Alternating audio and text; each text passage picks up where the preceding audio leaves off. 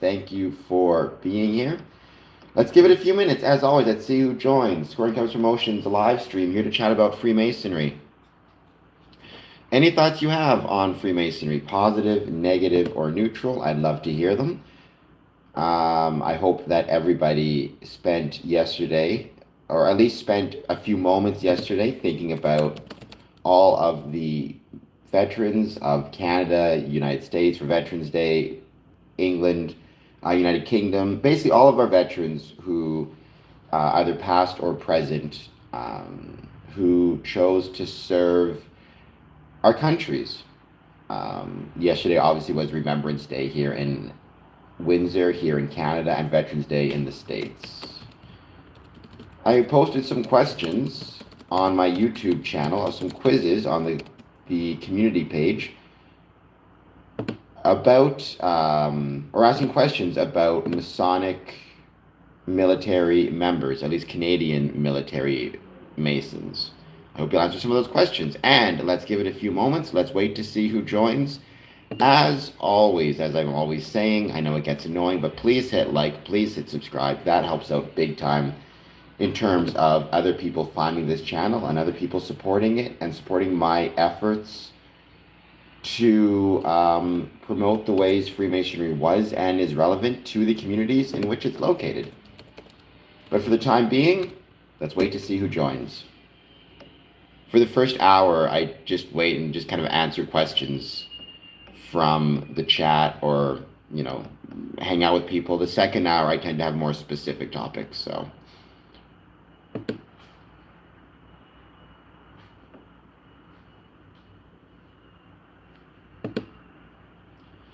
So let's give it some time. See who finds their way into this stream. I've got a meeting tonight at Rose Lodge. Should be a lot of fun. Looking forward to it very much.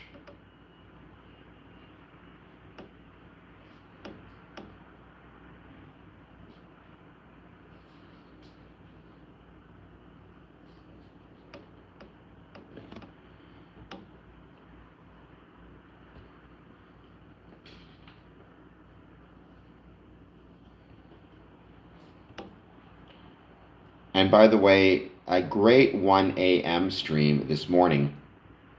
I have to say, in terms of the success of my streams, there are a lot of night owls out there like me. I guess people interested in Freemasonry are up late or don't sleep because the 1 a.m. streams continue to do very, very well. And who needs to sleep, to be honest, right? It's fine.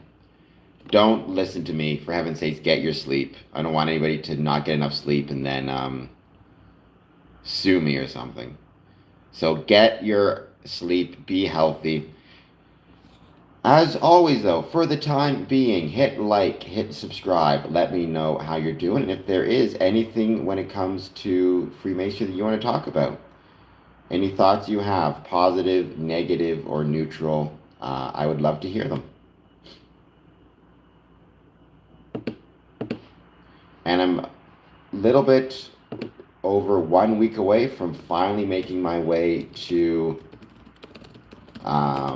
United Kingdom, London, Scotland, Newcastle.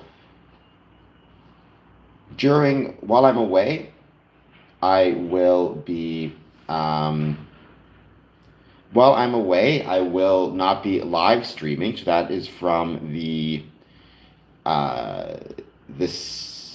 24th basically to the 28th. There's not going to be any live streams. However, on my personal channels, Cameron Adamson, I will be at least posting some videos. So if you're friends, you follow me on social media, me personally, Not Square and Compass, you should see some of those pictures and some of my trip.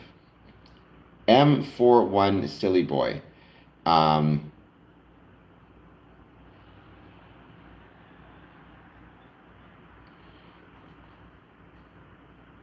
I'm gonna call you M41. Hello, how are you? Thank you for being here.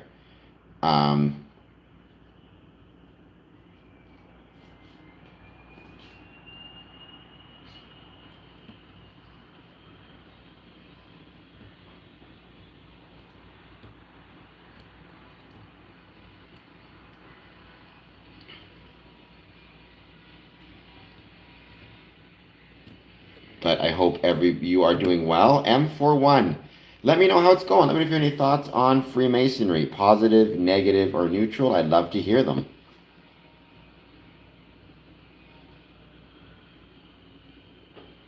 Albin Stenros, hello to you as well. I hope you're doing well, Albin or Stenrus. I think you might be new to the stream. I don't know if I recognize your name. Please hit like and subscribe if you are new, and let me know if you have any thoughts on Freemasonry. Again, positive, negative, or neutral. I'd love to hear them. Well, unfortunately, I cannot tell what that means to save my life. Let me see if I can't. All right, Donna, let's hear the thoughts. Usually when somebody says, I do have thoughts, it sounds like it's going to be interesting or sounds ominous, but I'm going to assume positive thoughts for the moment.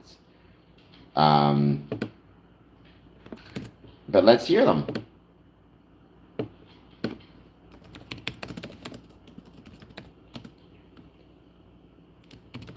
Which is fair. I think that's what a lot of people think of when they think of Freemasonry.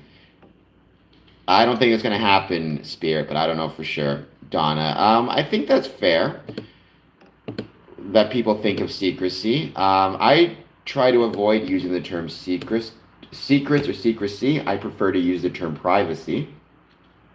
The way I always try to explain it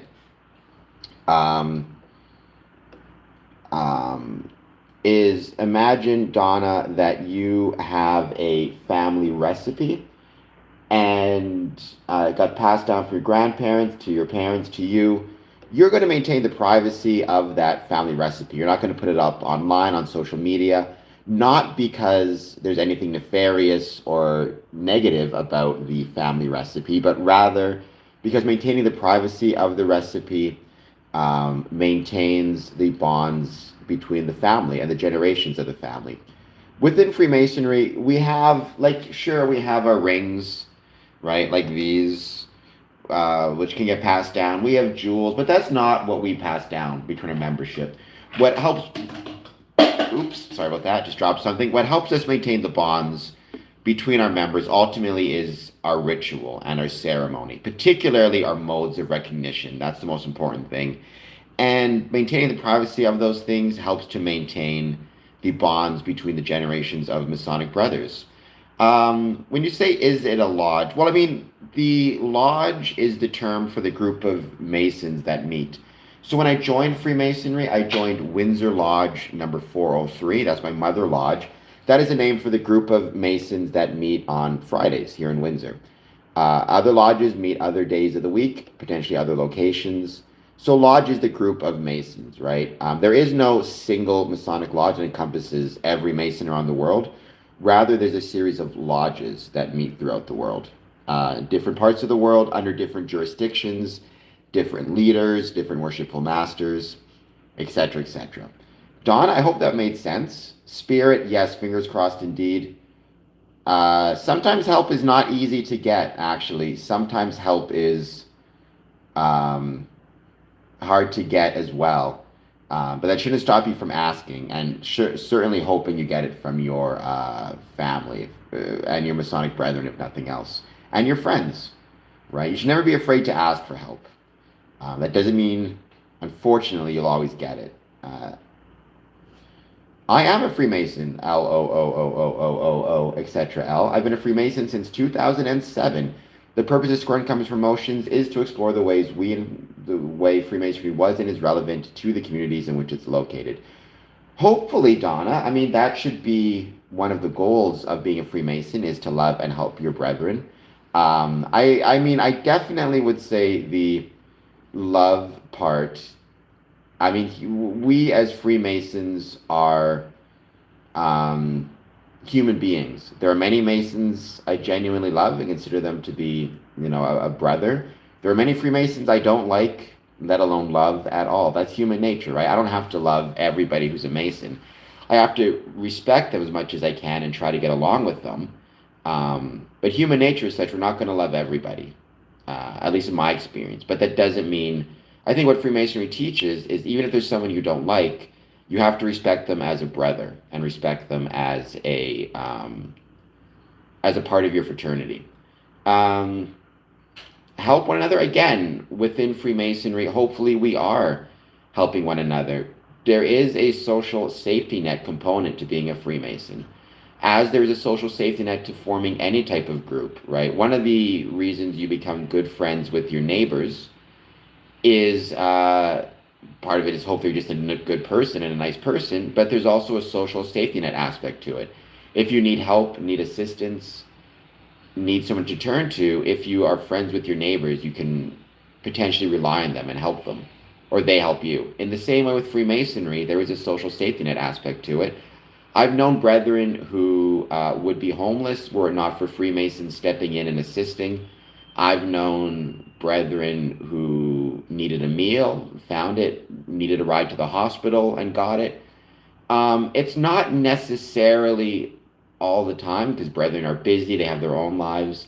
However, if you have, if you are a Mason and you're part of a Masonic Lodge, you at least know you have a safety net there and you have more people you can talk to and ask for help. I've always used the example of the privileged position of assistance, which means I'm in a privileged position as it relates to my neighbor because I have close proximity to them, I see them regularly. If they're struggling, I can offer to help them.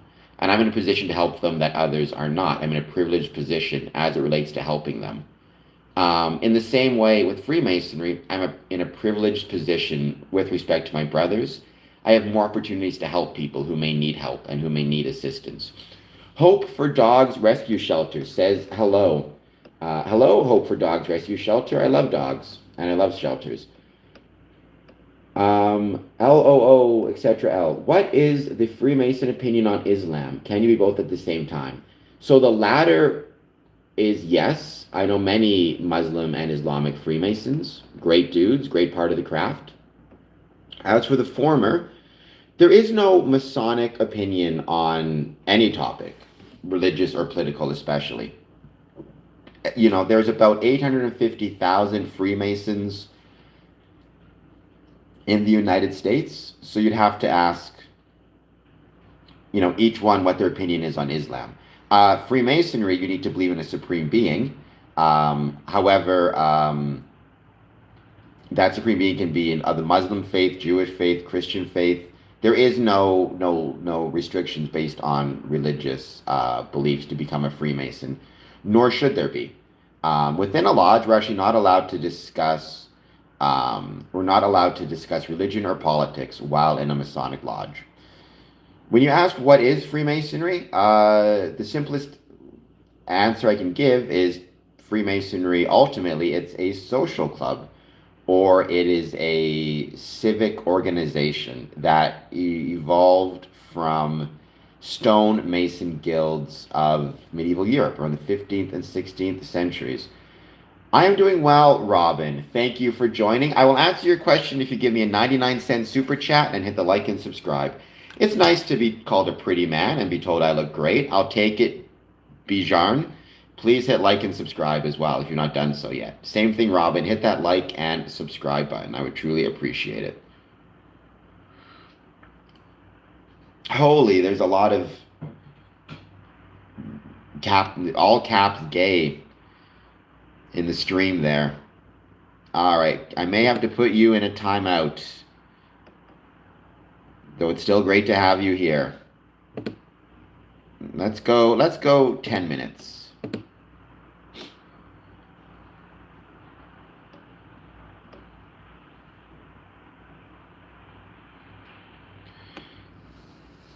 Omar, there you go. Just means we're happy. Because of the nature of online trolling and having to, when you're online, when you're on social media, when you're on YouTube, one thing you're going to get a lot of is people, a lot of trolling behavior, asking if you're gay or are you gay or you look. So at this point, I just don't answer the question anymore. It is not, Freemasonry is not a religion. That is one of the misconceptions about Freemasonry, people thinking it is a religion. It is not a religion.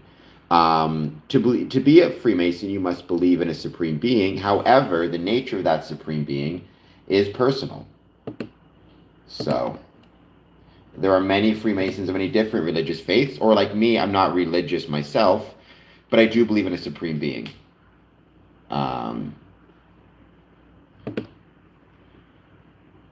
All right, well, Bjarn, gonna have to put you in a bit of a timeout as well. Not that it's not fun having you here.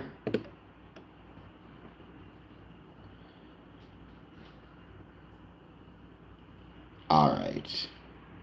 It is not. I mean, Freemasonry isn't really made by anyone. That's not the term I would use. It evolved from stone masonry guilds, um, right in the 15th and 16th centuries in London and Scotland.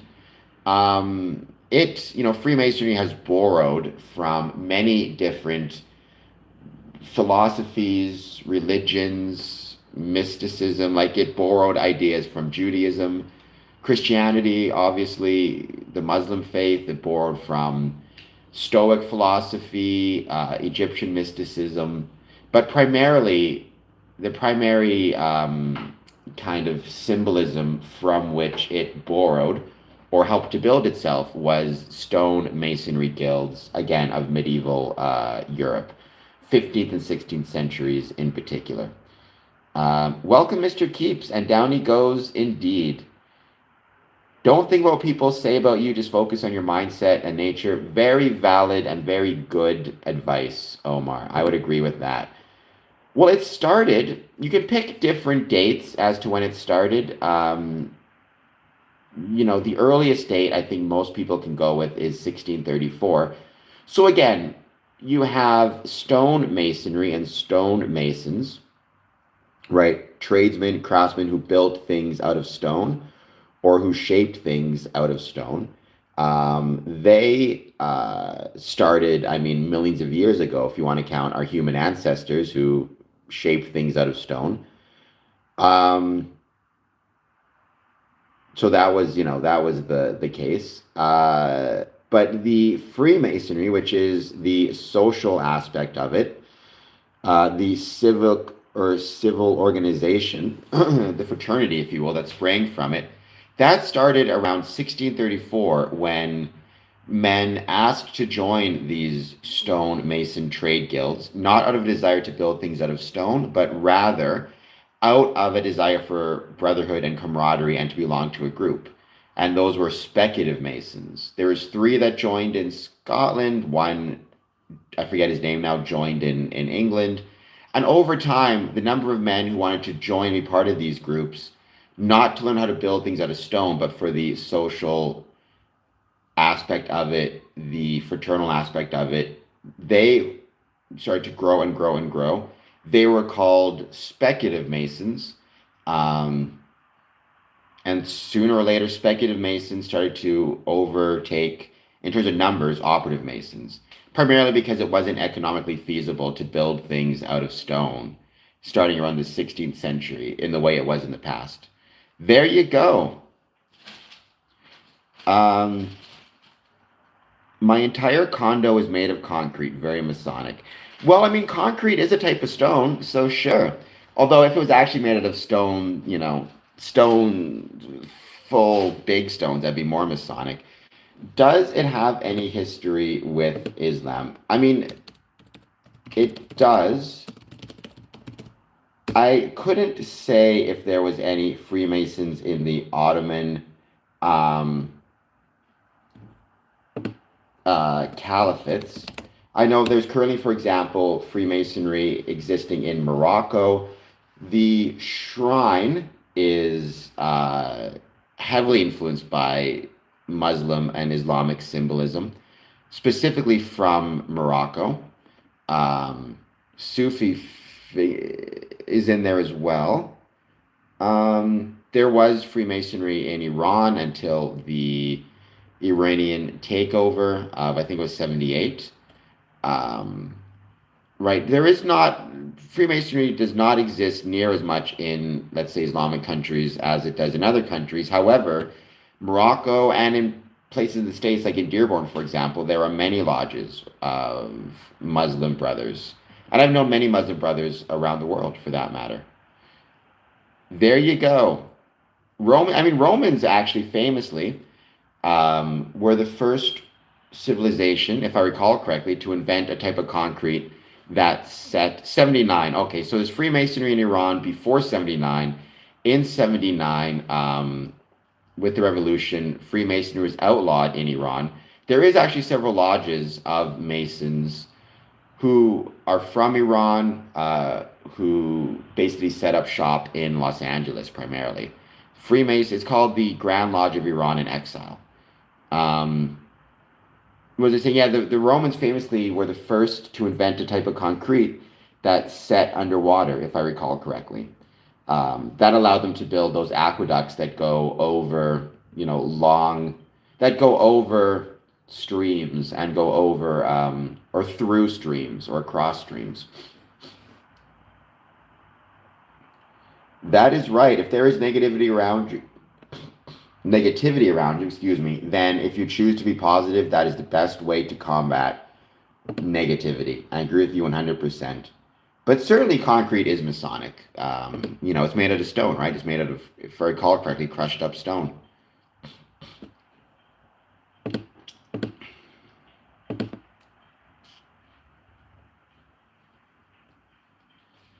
So LOOOL, I think this is your first time on the stream. Do you research about Freemasonry online? Is that how you found us, or what brought you to my channel in particular? Was it the YouTube algorithm?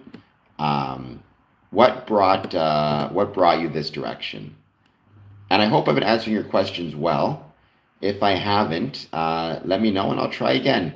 And yes, Hadrian's Wall was built out of stone. I mean, stonemasonry, you could argue, dates back millions of years, right? It dates back to our very first human ancestor in Africa millions of years ago, creating the first stone tool on the plains of Africa.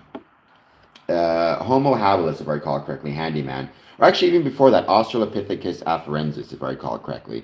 I'm trying to get on my stream an expert in human evolution, and particularly human or our history with stone tools, to talk about why stone is such an important part of Masonic and human history, or why we are so connected to stone.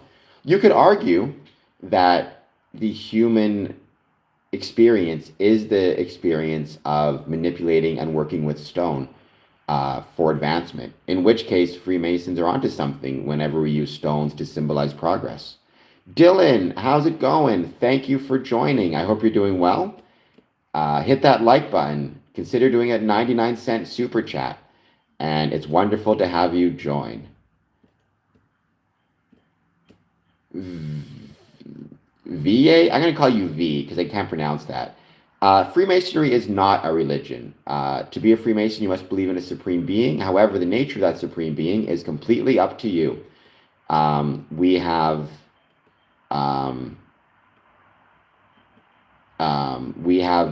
Masons of all different faiths and beliefs. Oh, I'm sorry that you're closing your YouTube account, Brother Courtney, but I do appreciate you and all the support you've given over the years. And I hope you'll keep on giving support via Instagram. If it's a matter of you do feel like you're spending too much time on YouTube, that's completely understandable. And by all means, feel free to close down your account, but I'll miss you, so I do appreciate you being here very much. And even if you don't have an account, in fairness, you can still watch me, right? You can't subscribe without an account, but you can absolutely still watch. I do know, though, some people, I don't know if this is your case, but some people have had real problems with spending too much time online, and if that's how you're feeling, then please close your account and focus on yourself and your family. So VYEY, thank you for joining. Again, Freemasonry is not a religion. If you're new to the stream, please hit like and subscribe. If you are not new to the stream, I don't know if I recognize your name, welcome back. Let me know if you have any other questions or thoughts or comments on Freemasonry. The first hour, I just hang out. Jocelyn McDonald, something about a piano.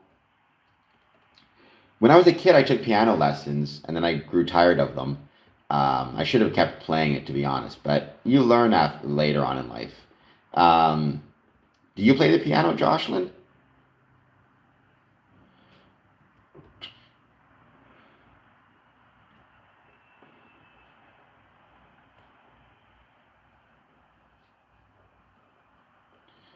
Okay, what's your favorite song to play on the piano?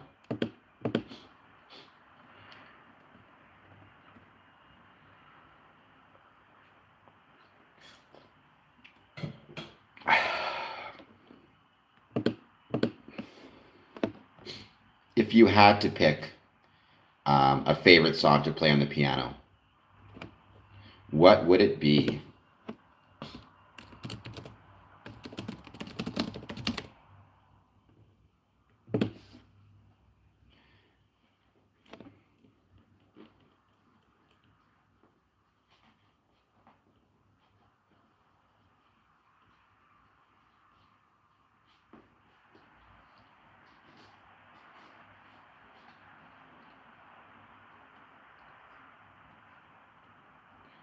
We're just giving it a bit of time, waiting to see who joins. As always, for these first hours, first hour, I don't have any specific topics. I just kind of hang out, wait to see who joins and what they want to talk about. So,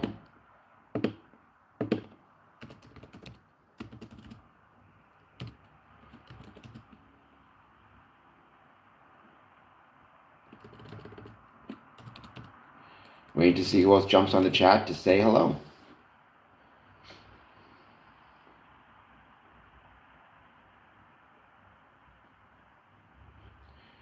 What is Bell? I don't know if I've ever heard of that song before.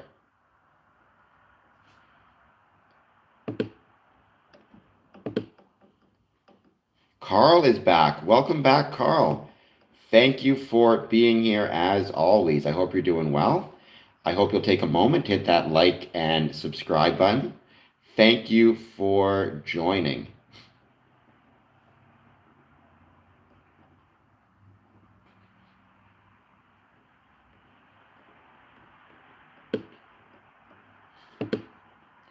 It's, oh, birthday happy. I'm guessing you mean happy birthday. That's cool. Happy birthday to you if it is your birthday or if that's your favorite song playing the piano. I don't play anything on the piano. I am the worst. I mean, I love music, but I can't perform any music uh, to save my life. So I'm one of those people. I love music to listen to, but can't perform any music.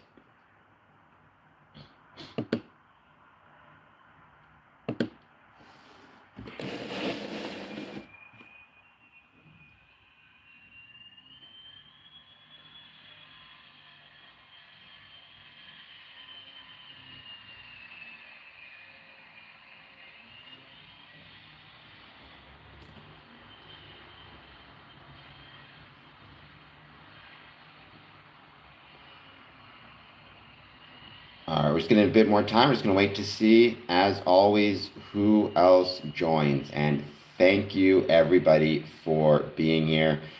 As always, please take a moment, hit that like and subscribe button, and thank you for joining. Why don't you get a call-in number? I should. That'd be a really good idea. But I've been finding I enjoy this way, and it seems to go pretty well.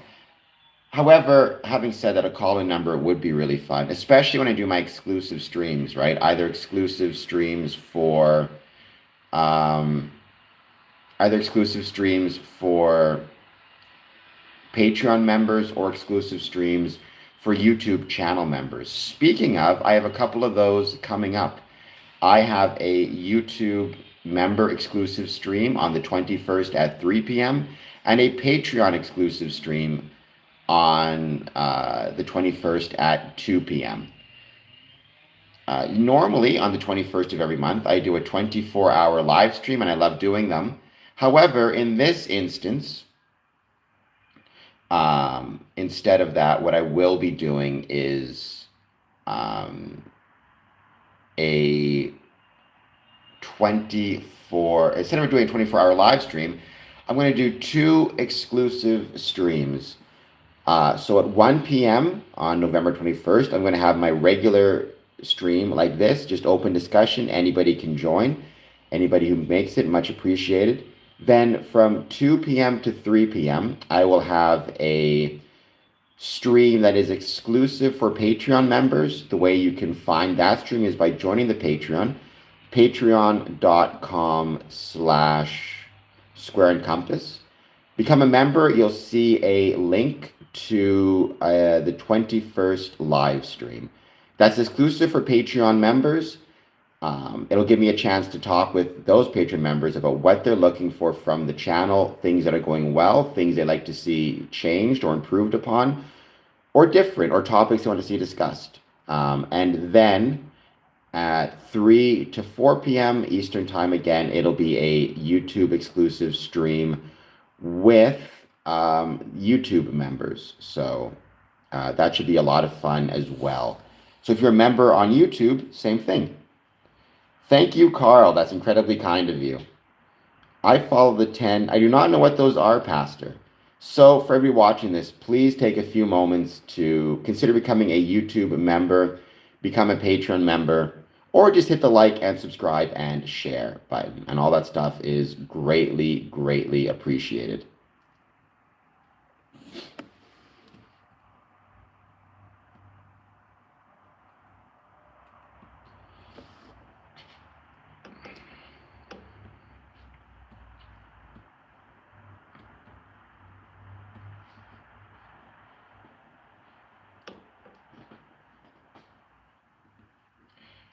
We're going to give it another 30 minutes or so. And don't forget, you can also join my email lists. There's a lot of stuff you can do to help the channel and would be greatly appreciated. Join my email list by sending an email to info@squareandcompass.ca. So yeah, there's a lot of ways that you can follow me on social media, X, Facebook, all that good jazz would be greatly, greatly appreciated.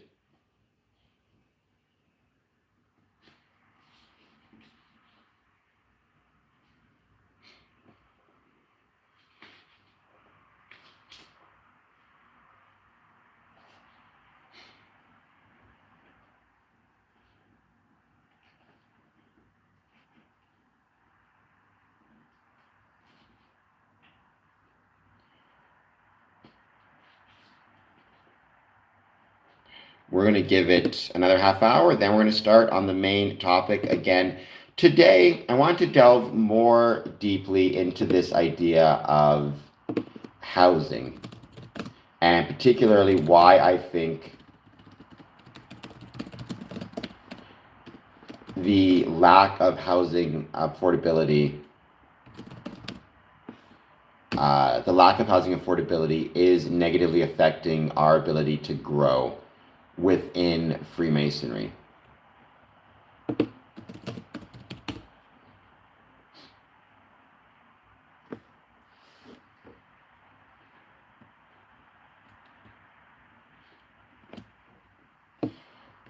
But for now, we just wait to see who joins. And by the way, once again, it's crazy to think how many Masonic, or what's the word I'm looking for? It's crazy to think in 2025 about, in my opinion, how closely linked Freemasonry is to economic conditions. I think one of the biggest mistakes we've made within Freemasonry, and I speak for myself exclusively, is a failure to adequately take economic conditions into account when we are planning Masonic events or thinking about Freemasonry.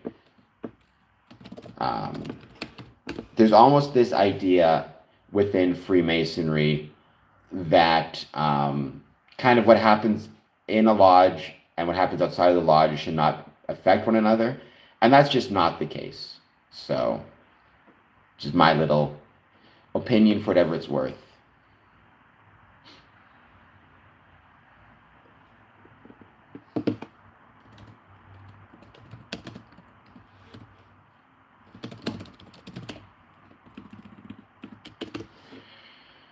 We're just waiting to see who else joins, though, for the time being.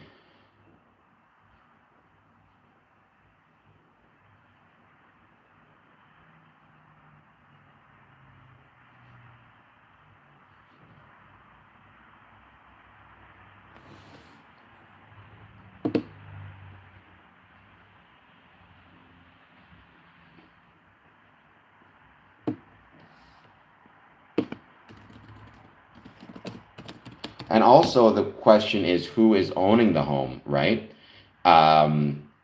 Because what you see an increasing number of home ownership.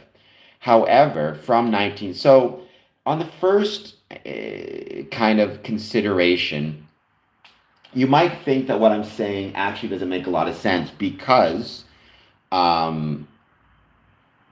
if you look at, let's say, from 1959 on, where Freemasonry started its decline in relevance or membership, the number of Freemasons declined, but home ownership, it fluctuated, but it generally rose. However, what you see is the people purchasing and maintaining the homes, they're all boomers, right? Young people are getting priced out of the market. So what happens is, at the time in the 50s and 60s, a boomer purchases a home relatively inexpensively, just stays in it for decades. The home increases in value to such an extent no one who's young can afford to enter into the housing market. And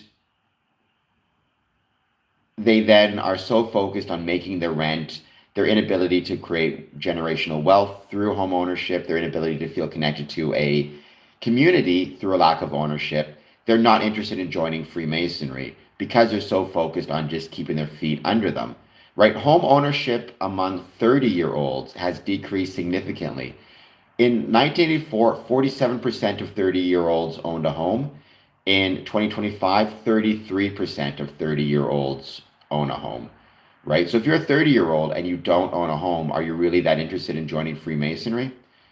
Or is your focus on creating the economic conditions in your own life necessary to own a home, which could mean working 2 jobs, saving money, and also you're just not going to feel that connected to your community if you don't own a home. You're going to feel less connected if you don't own your home.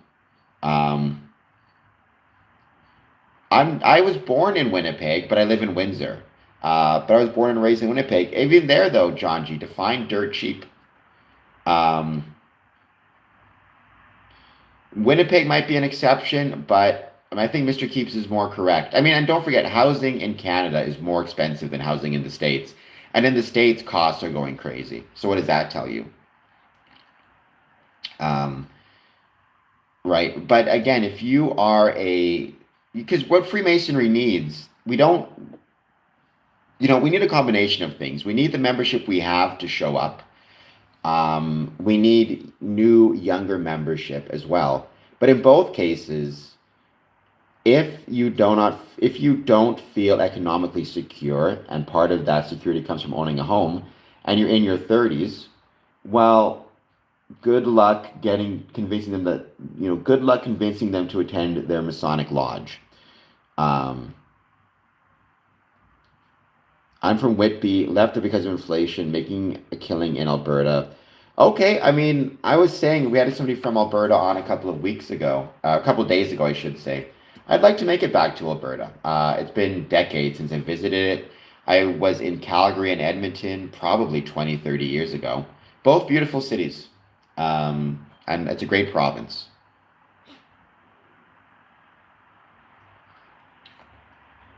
I mean, I'd be curious to actually look at the actual cost, just out of curiosity. Average cost of home in Winnipeg.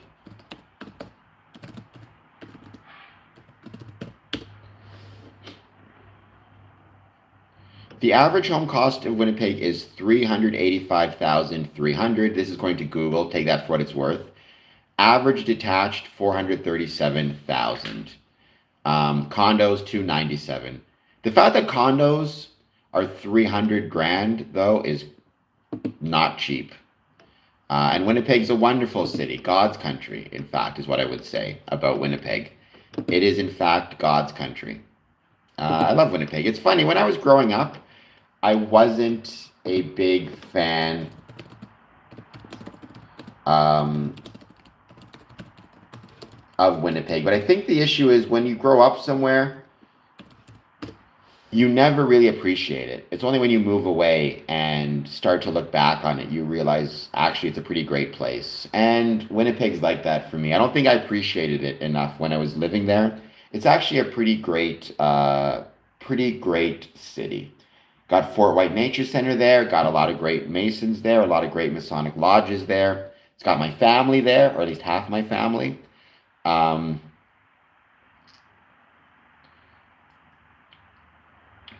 a two-bedroom condo for 200, that's a good deal. It's not bad at all. I mean, my one bedroom sold for more than that. So maybe that can be a lesson. Appreciate the things that you have. Appreciate the places you live. I've always said, and people on this stream have heard me say it a bunch of times, we as Freemasons, I think we should be cheerleaders for our local. We should be cheerleaders for our towns, for our cities, for our communities. We should want to support them because you cannot separate the economic conditions. You cannot separate the economic conditions or social conditions or political conditions of your community from the Masonic lodges in which those communities, from the Masonic lodges located within those communities. If your community is doing well, your Masonic lodge is likely to be doing well. If your community is doing poorly, your Masonic lodge is likely to be doing poorly as well. So be a cheerleader, support your town. It also helps increase the relevance of your Masonic lodge within the community. If you're cheerleading and supporting the community, if you're going out to dinner at local restaurants after lodge meetings or using local restaurants to cater, if you're making connections with local businesses, with municipal governments, whatever it might be, the art scene, the consequence of that is you are going to be supporting your community and you'll be more relevant therein.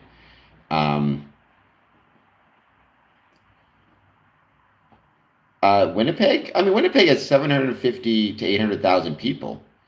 I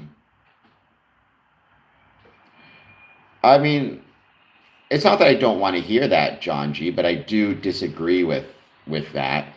The argument that immigration, I mean, whenever you have anything that reduces the supply of a product, then the prices of it will go up. I can't speak particularly for the Ontario example, but I can tell you, based on my research, for whatever it's worth, keep in mind I'm not an economist, all the caveats. If you look at the United States, in my opinion, the immigration numbers in the United States, even if you removed every single undocumented immigrant from the United States, I don't believe it would substantially impact housing costs in the United States, anyways, based on my research. I can't speak for Canada. However, even with that, I mean, it seems to me that by and large, especially from like the student immigrant population, student visa population, they're all kind of renting out spaces from landlords in like dwellings that have been converted for that purpose. So it's not as though every immigrant comes and takes a single unit. Oftentimes, they'll take multiple units in a single house. So I'm questioning how much immigration actually affects housing costs in Canada. But the United States, based on my research, I don't think it's going to make a difference. We know that to be the case, at least in theory, as of right now, because you are seeing a lot of mass, you have all the issues with the ICE and the deportations and the self-deportations. To my knowledge, housing costs in the United States are not coming down. Let's see, housing costs, USA, 2025. Let me see.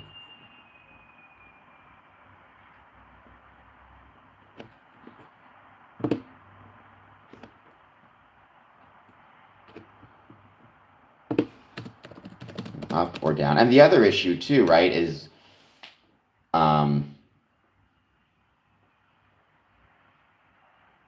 housing costs in the U.S. are expected to increase in 2025. At least that's according again to AI. Housing market predictions for 2025. I mean, my other concern would be if, right,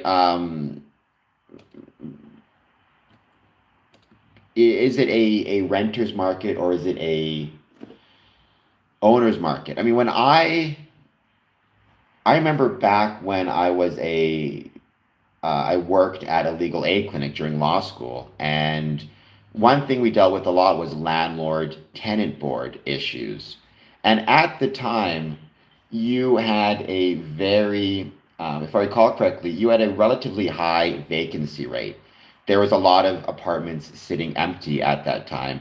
As a consequence of that, it was a great time to be a renter in that, you had renters who were not paying their rent, whatever it was, knowing that the landlord would likely not evict them because there was a lot of supply and relatively little demand at the time.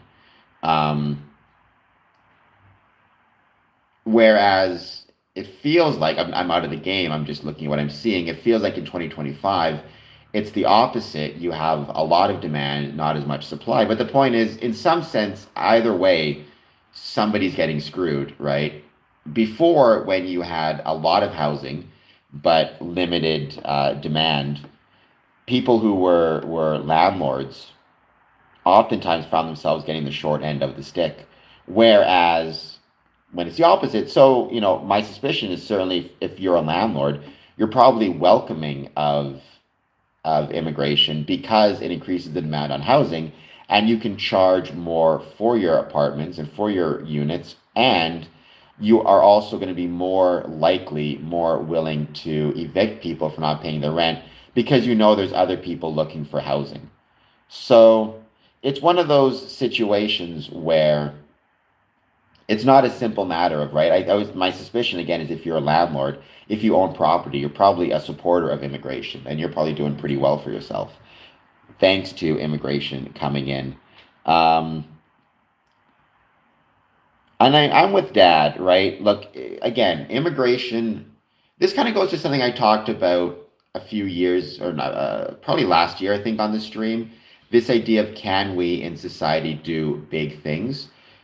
I think nobody can disagree that if you have a large population of new citizens or new residents coming into an area, then obviously that's going to create some challenges on the area.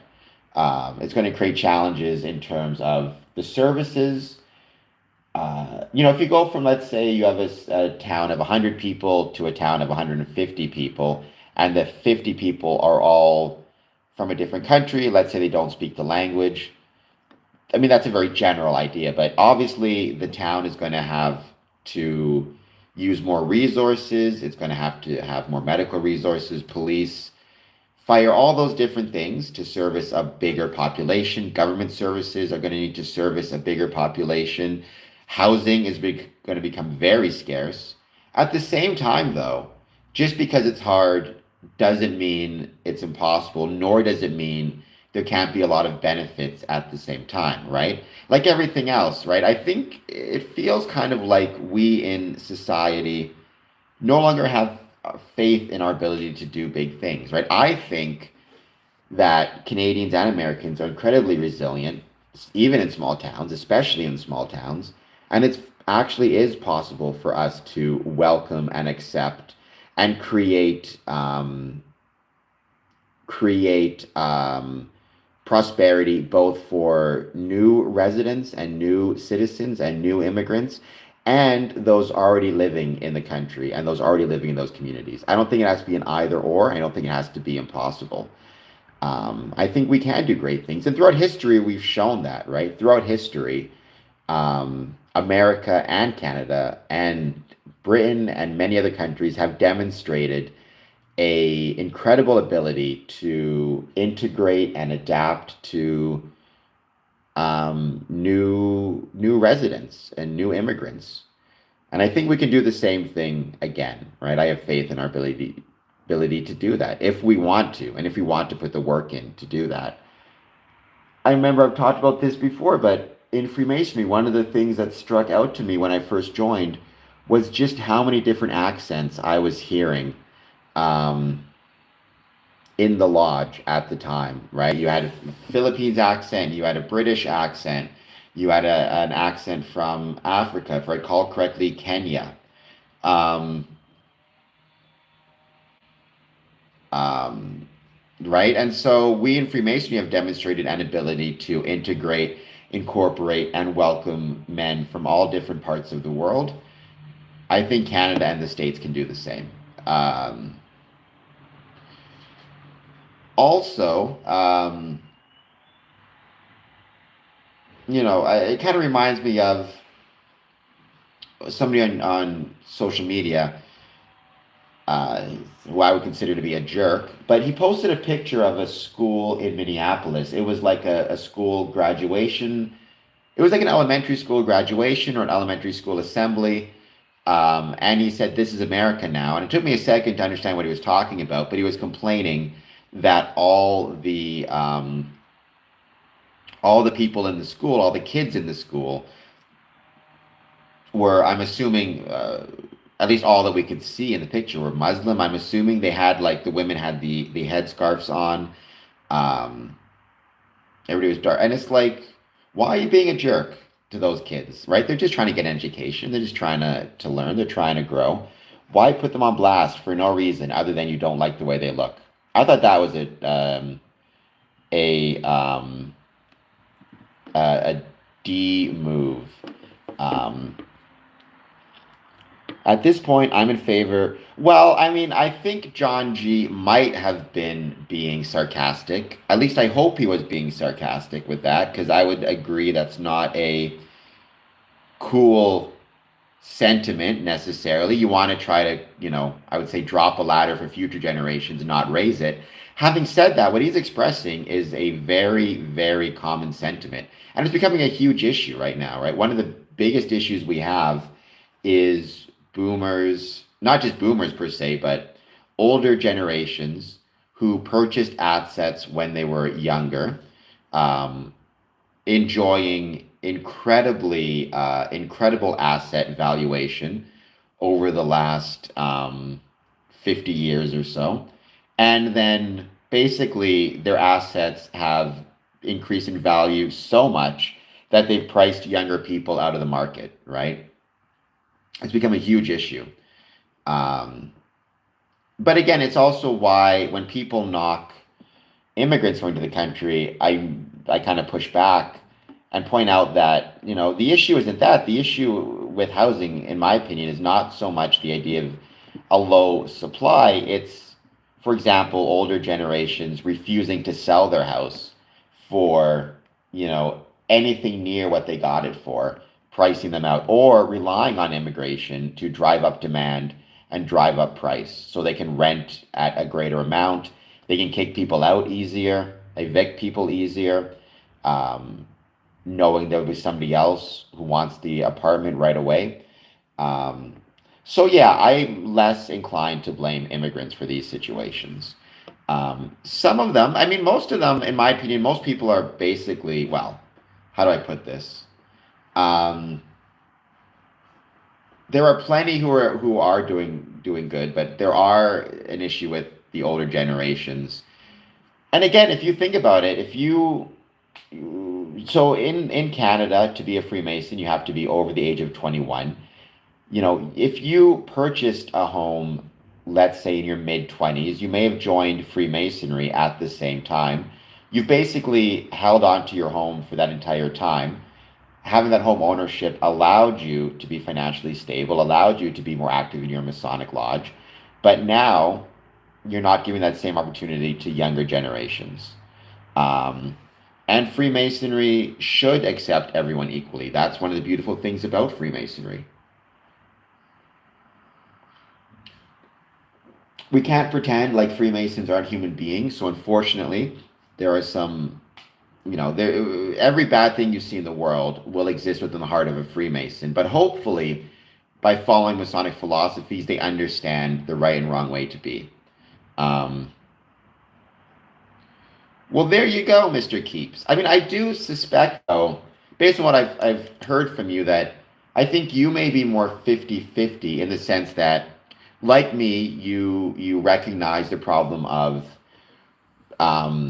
older generations holding onto assets for far too long, pricing young people out, and relying on immigration to drive up demand and drive up costs. So I also think in some cases you may be too harsh on immigration levels as well. But I think you, at least you and me, both recognize the major component of the problem being it's not just that, it's everything, right? Assets are absolutely skyrocketing in value. That's great if you're like John G and you own your own home or you own even apartments that you rent. It's not so great if you're trying to get a foot into the market. Likability new. People are beautiful. Likability. People are beautiful. People are also crazy. People are a lot of different things, but people are beautiful. Likability. Let me know if you have any thoughts on Freemasonry, positive, negative, or neutral. And please hit that subscribe button. There was even a Sager from, who I disagree with often, but Sager from Breaking Point, Sager and Jetty, he actually did a whole story about a proposition that passed in Texas, which basically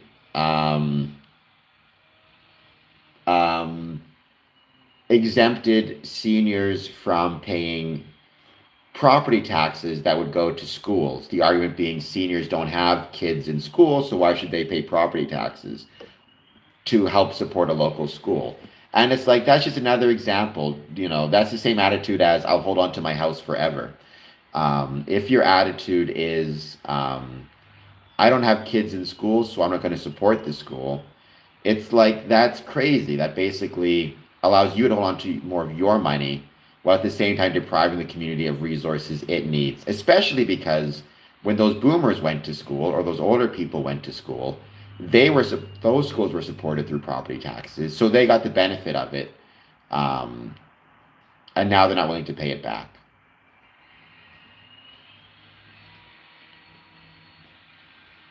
I mean, Western culture, I'm a little bit more amorphous or agnostic on the idea of a quote unquote Western culture, right? To me, I would define Western culture as being most aligned with Enlightenment era values of Voltaire, right? And those, Diderot, Condorcet, and those would have been certainly considered liberal at the time, like small L liberal. But I tend to be more, when it comes to Western values, an emphasis on things like diversity of thought, diversity of opinion, multiculturalism, which is one of the things I grew up with, right, in Canada. So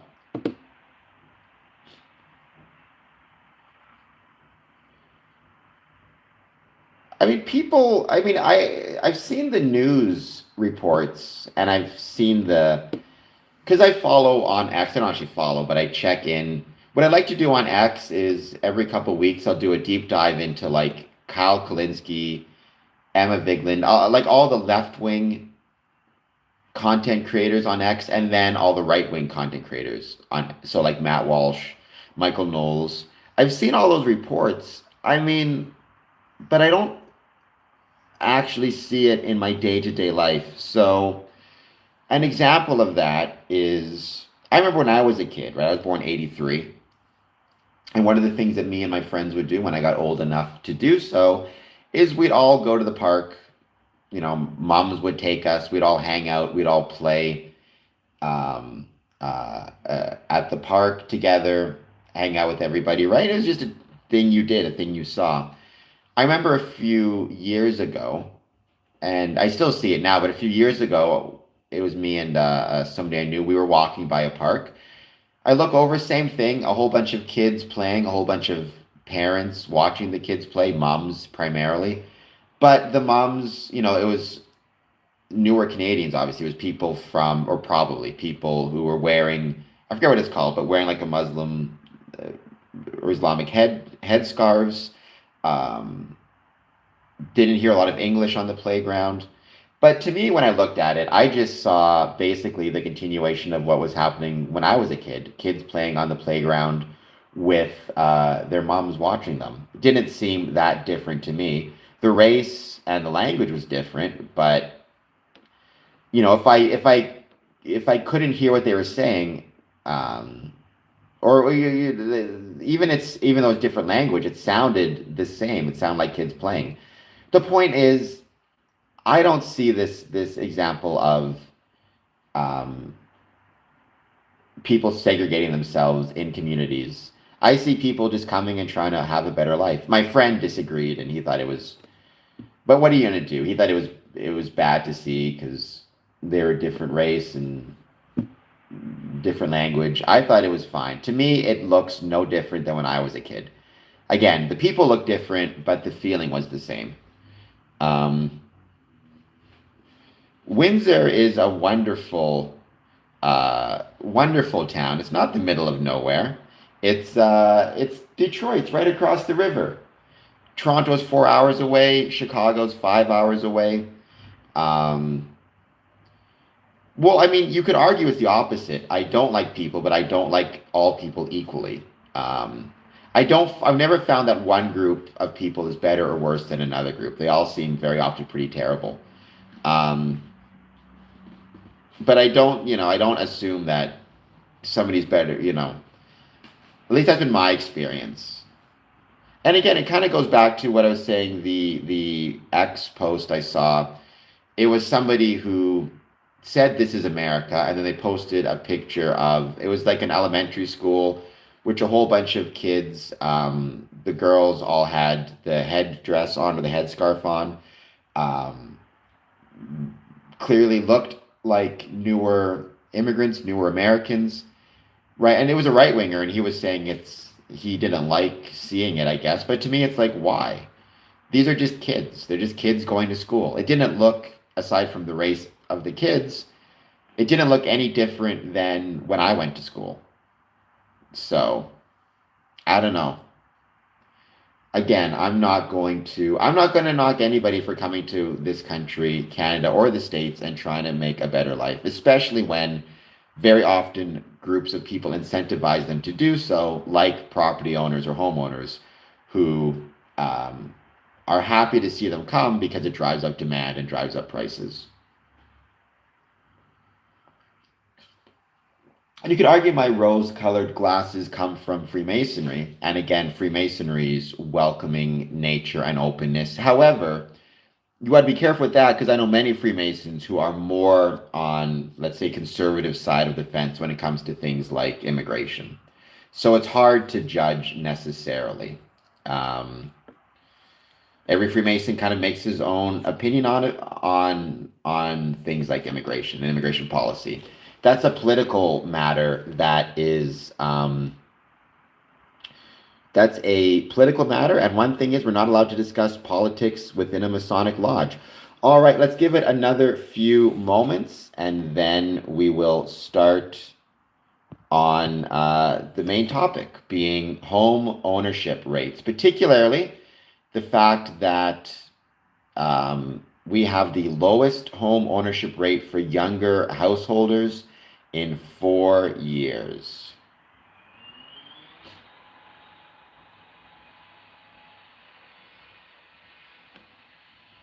Which is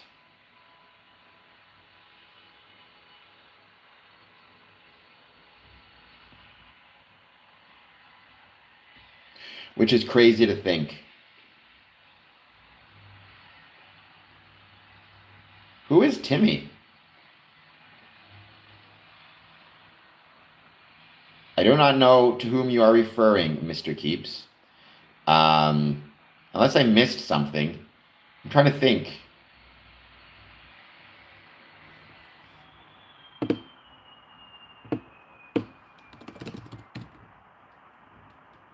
Oh, well, there you go. Governor of the Bank of Canada. I will let him know. You're talking about interest rates, I'm assuming? Um, I mean, I would think if anything, well, again, though, if I was going to say we want interest rates lower so younger people could borrow more, but that again just increases the money supply, which drives up the costs potentially.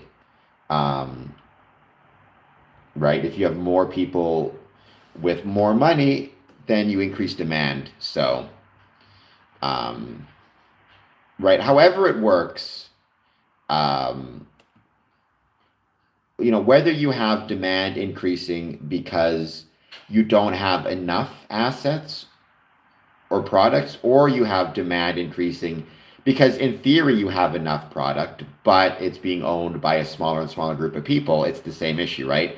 So, for example, if you're, and this was happening in the States, I don't know if it still is, but if you're a company, um, I forget which company was doing it, but they were going into towns and they were offering, it was, I think, an insurance company, they were offering people 4 or 5 times above the market value of their home to purchase it. And basically, you ended up with one or two corporations owning like 50% of the housing in an area. And then because they owned all the housing, they were charging insane rents to people, right? And you couldn't, and they wouldn't sell it, for anything. So in that case, part of the issue is a lack of supply and not purchasing enough, not building enough new housing units and not building enough new housing. But the other part of the problem is, in some ways, you have enough housing. It's just owned by 2 or 3 people or 2 or 3 corporations. Again, it'd be like if somebody went to a store, purchased all of the, I don't know, all of the Beanie Babies, and then created an artificially low supply of them by keeping them at his house and selling them to collectors, which what happens? Um, or same thing with tickets, right? That's a huge issue right now with ticket prices, where um, people will go on to, if it's a really popular show or really popular concert, people will go on to those sites. They'll purchase like 50% of the tickets. One person will purchase 50% of all the tickets available and then resell them at double the rate. And again, all you've done is artificially lower the supply to increase your own personal demand or increase demand for your product.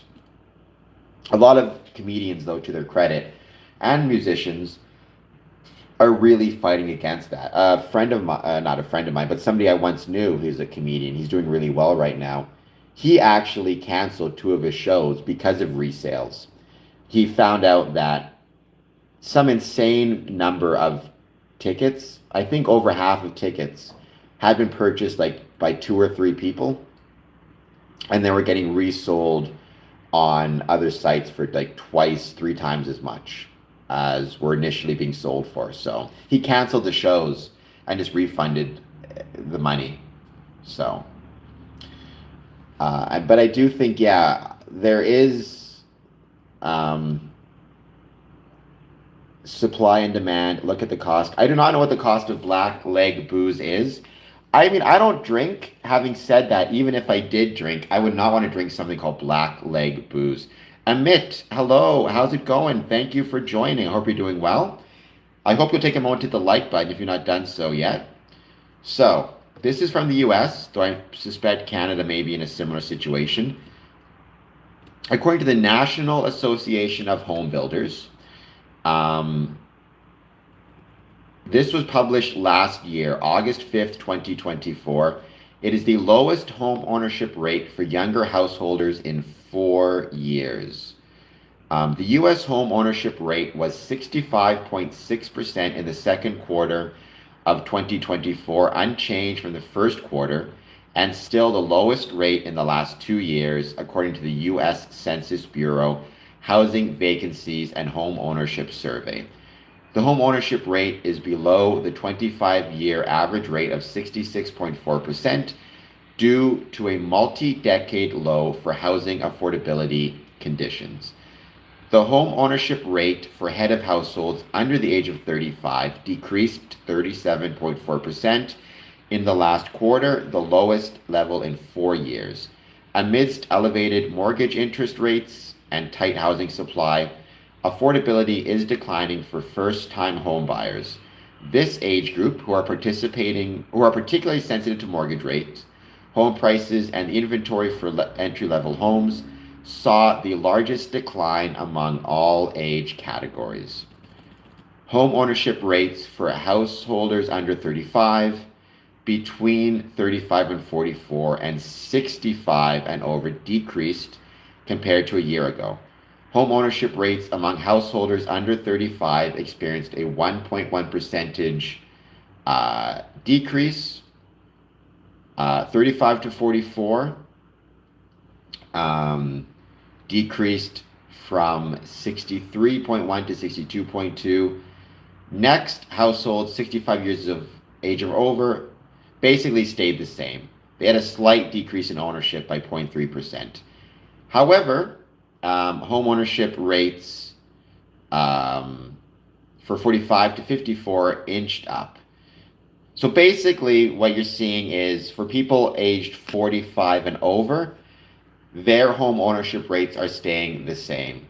They either continue to own a home, or they may even potentially be purchasing additional properties, or they may be purchasing properties up. For example, there was one study that found older generations were actually selling their homes and then purchasing new homes that were of greater value than previously. Whereas people under the ages of 35 are decreasing by several percentage points. I want to move and live in the United States. Currently have a local guardian. Well, I mean, Dan, I don't know what you mean by guardian. If you're too young to move on your own, then you may have to wait till you get a little bit older. And welcome, Dan, by the way. Thank you for being here. I truly appreciate it. To give the more advanced or the more long-term statistics, home ownership rate for 30-year-olds declined by about 14 percentage points over 30 years. 47% in 1984 to 33% in 2025. What you're seeing is the median age of first-time home buyers increased substantially from a median of 29 years of age in 1981 to a record high of 40 in 2025. What you're seeing is delayed milestones. Adults are delaying major milestones like marriage and home ownership. And if they're delaying major milestones like marriage and home ownership, are they also going to delay what you could call maybe not major life milestones compared to marriage and home ownership, but more minor or relatively minor milestones like joining a Masonic lodge? For me, I'd call the joining of a Masonic lodge a major milestone. But others, I think most would view it more as a minor milestone as compared to like home ownership. But again, if you're delaying home ownership, if you're delaying getting married, are you really going to be focused on your Masonic membership, either joining a Masonic lodge or becoming a worshipful master, right? They may choose to join when they're young, but they may choose to delay the milestone of becoming a worshipful master, getting their third degree, being active in an officer lineup, while they focus on those other milestones. There's also a rising cost of housing, etc., etc. April 15th, 2025, 1 in 3 30-year-olds owned a home as of April of 2025. Dan says he's 42. Well, then when you say guardian, I'm not sure if you just mean someone who can sponsor your application to move to the States or live there, or guardian in the sense of employment, like a guardian in the sense of like a boss or an employer, or even a guarantor. I'm not sure you mean by a guardian. But welcome, Dan. It's good to have you. Right? So 33% of 30-year-olds in the U.S. own a home today, down from 47% in 1984. And the typical age of first-time home buyers continue to rise. Well, Dan, I wish I could help you, but I cannot. Since I am living in Canada. What I'd say though is focus on creating the best life you can for yourself where you currently live. Um, and by doing so, you may get yourself financially stable enough to be able to move to the States without needing to worry about a recipient. Great. I'm happy you're going to stick around, Courtney. Um, That's according to a new report from John Burns Research and Consulting, which examines how delayed life milestones, as well as declining birth and marriage rates, are affecting the housing market. Changes in family sizes and birth rates are reshaping housing demands in the U.S., with long-term effects for residential builders, developers, and investors. The analysis highlights the fact that the typical first-time home buyer is now a record high 38 years old, up from 33 in 2020, and an average of 31 between 1993 and 2018. You don't have to donate, Brother Courtney. I mean, if you want to donate, I'm always grateful, but you don't have to. It's just grateful to have you here. Your time, your like, your subscription, sharing the stream, all that stuff is wonderfully helpful. But, I mean, even a 99-cent donation helps out big time. As a result, 72% of the renters in the United States are now aged 30 or older, the highest share on record, according to the report. So the median age of U.S. home buyers since 1981, 38 as of last year. Shifting cultural norms, limited housing options, and the growing cost of home ownership mean that fewer would-be first-time home buyers are opting to venture into home ownership, says Realtor.com. Home ownership is not the exclusive life milestone that is increasingly delayed. Among 30-year-olds today, just 70% live on their own and 48% have been married, down from 83% and 78% respectively. Finnegan notes that Finnegan notes in the report, that's the author's report, notes that the shift didn't start recently. Every generation following the baby boomers, so following 1959 when Masonic numbers started to drop, has achieved those milestones later in life than the previous one. And it's going to be a compounding effect, right? Especially in Freemasonry. If every generation post the baby boomers have joined Masonry at a later time, or become a worshipful master at a later time, or become an officer at a later time, then that means the next generation will join at a later time as well and delay those goals. So it's a compounding negative effect. However, as far as delayed attainment of home ownership is concerned, surging home prices in recent years played a role in accelerating the trend. A recent report from the Realtor.com economic research team found that the nation has a housing supply gap of nearly 4 million homes, and the shortage of affordable housing might play a role in deterring other life milestones for young adults. The same Realtor.com study estimated that last year, at least 1.6 million new Gen Z and millennial households should have formed but didn't. In fact, household formation hit a 9-year low in 2024, as many young adults continued living with roommates and parents instead of striking on their own. In recent years, high home prices and elevated mortgage rates have combined to push the housing market into its least affordable territory in the last 40 years. Young home buyers lost ground as a result. Other factors might play a role, but it might be the case that barriers to home ownership have contributed to a declining marriage and birth rates if young couples put off those milestones until they can afford a house.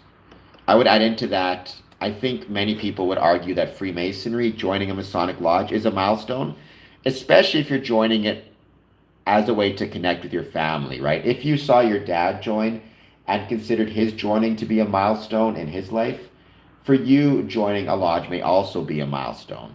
And again, if you say, like, my dad got married at 25, I will get married at 35 or 45. My dad owned a home at 30, I'm going to own a home at 40. My dad joined his Masonic Lodge at 30. I'm going to join my Masonic Lodge at 45. Right? If you're delaying those things from a milestone perspective, my dad had kids at 30. I'm going to have them at 40. Right? I think Freemasonry is a part of that. Though is a part of that idea of a cultural or at least a familial milestone. The report notes that fewer women today choose to have children, and those who do have their first child later in life, and fewer children overall. And again, that could be connected to, reduction in membership of Eastern Star and Order of Women Freemasons. And Kino, I am a Freemason, been a Freemason since 2007, so 20 years. And on this stream, we promote the ways Freemasonry was and is relevant to, the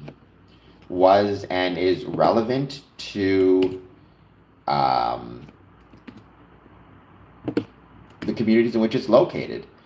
And Kino, please hit the like and subscribe button. Let me know what your thoughts are. I don't know how much you've been paying attention to what I've been talking about, but let me know if you have any thoughts. And like I mentioned, please hit like, please hit subscribe. It would be greatly appreciated.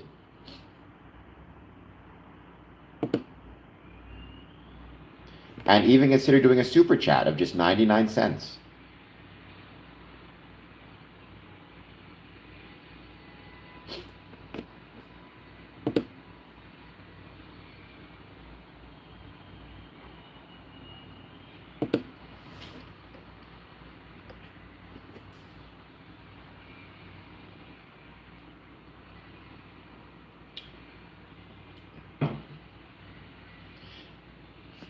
We're going to, I think, jump off of this stream in a moment. Or actually not in a moment, sorry, about half an hour. But I think we're going to jump off this topic in a moment. I'm going to be writing about this shortly. So I hope that you guys will follow me on Medium as well. I know, short stream. Well, I say short. We'll do another half an hour. But this topic, right, even this here, we're talking about children, right? 3.6 million babies were born in 2024. That's in America, down from a peak of 4.3 million in 2007, marking a 40-year low. Which, again, I have no issue with the idea of immigrants making up for declining birth rates. I think that's perfectly fine. I know a lot of people on the right would disagree with that. But my concern is whomever's in the country, whoever's traveling to the country, or living in a country, if you are delaying your milestones, I mean, I guess that would be a really interesting question to ask on the stream. Let me make that a poll question, because I'm curious. I would view joining a Masonic Lodge. Would you consider... I'm doing well, Christopher. How are you? And Kino, I'm going to answer that in just 1 second. Would you consider a Masonic milestone joining, becoming worshipful master,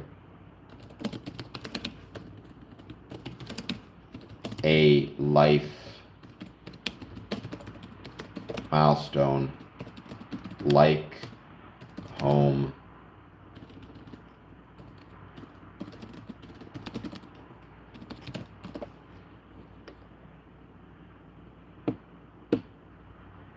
Let me ask it this way. Are Masonic milestones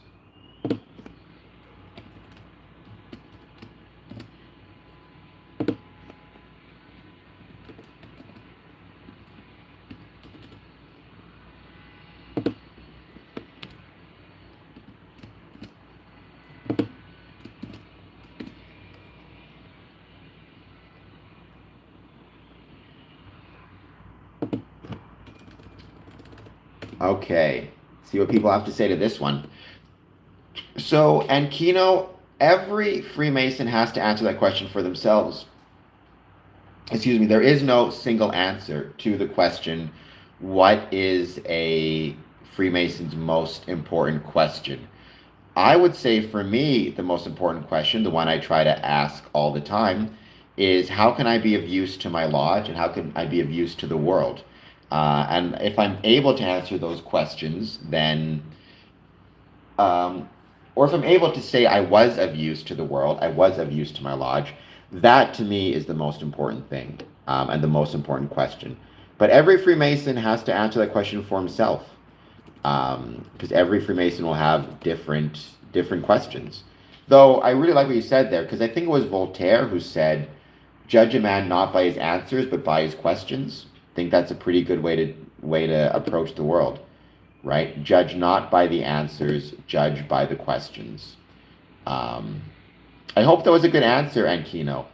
Let me know if you've been on the stream before and if you have any thoughts or comments on Freemasonry. Again, I appreciate your question very much. Any other questions, though, that you may have, I would love to try to answer them.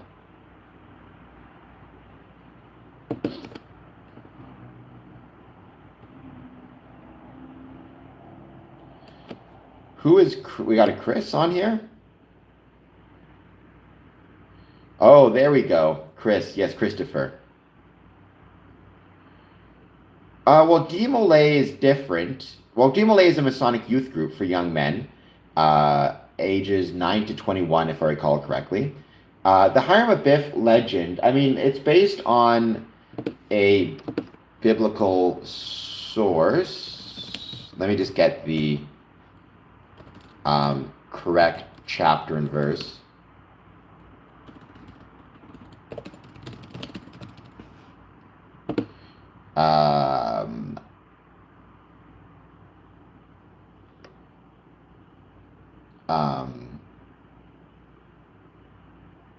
So where was it?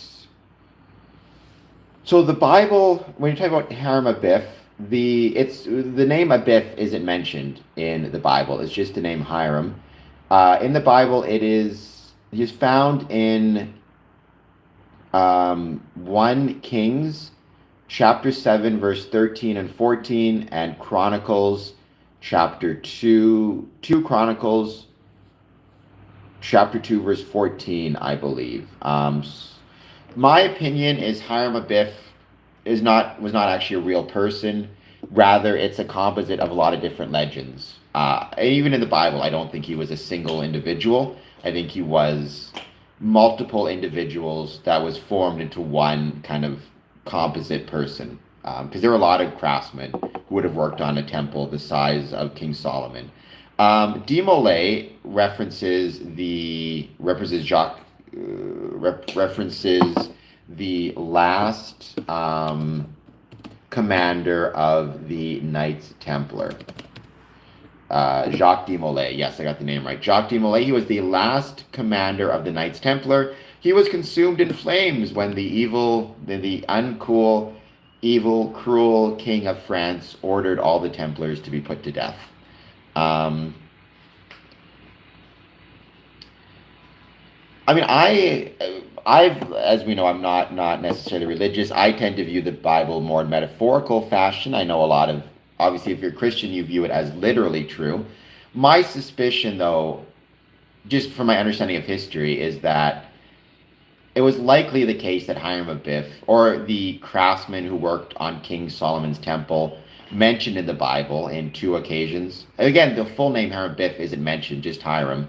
My suspicion is he probably wasn't just one person, because it's highly unlikely for a scope and a project the size of King Solomon's temple that you would have a singular craftsman in charge of the entire thing. You probably had multiple, what would be masons, multiple stone masons, masters of their craft, in charge of the project. Certainly different wings of the project. And also, it was so long, I forget how long it took to build traditionally. Let me see. How long did it take to build the first Solomon's Temple? 7 years. Okay, yeah. So within that 7 years, you would have had a lot of people coming and going. from the building. And even then, my suspicion is it probably would have taken a lot longer than 7 years for a job of that size. Again, King Solomon is famously very wise, also had a lot of material and men to throw at it. And if you have unlimited supplies of money and materials and men, you can actually accomplish a lot in 7 years, in fairness. I just tend to be skeptical that it would be one person in charge of the entire thing, especially because he's not really mentioned in great detail in biblical sources. And if he was one person and was that important to the construction of the building, you'd think there'd be a lot more details about him. I could be wrong though. He could have been a single person. Like I said, I've been trying and failing to get an expert on King Solomon onto the podcast to talk about who King Solomon was, not so much as a biblical figure or even a Masonic figure, but just as a person. Well, there is, but it came later, right? Freemasonry borrowed from a great deal of sources when developing its ritual.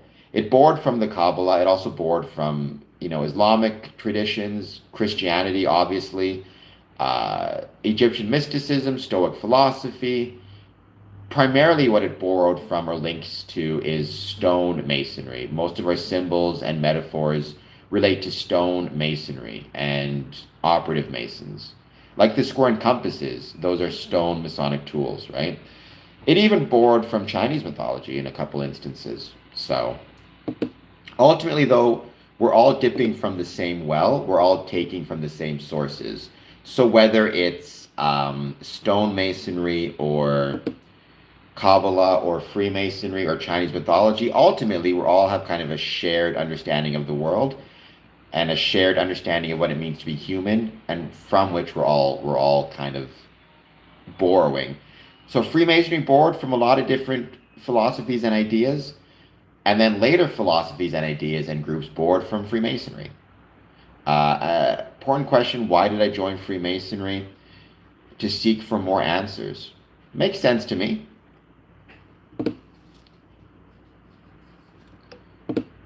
That makes plenty of sense to me.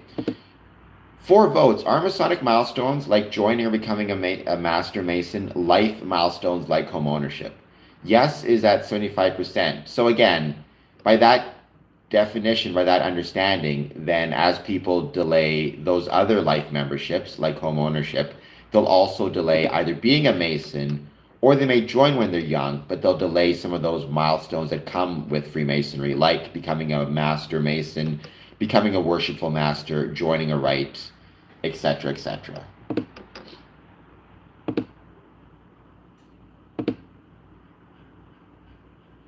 And by the way, and Kino, if you're interested, you can do a super chat of even 99 cents. Would help out big time and would be truly appreciated.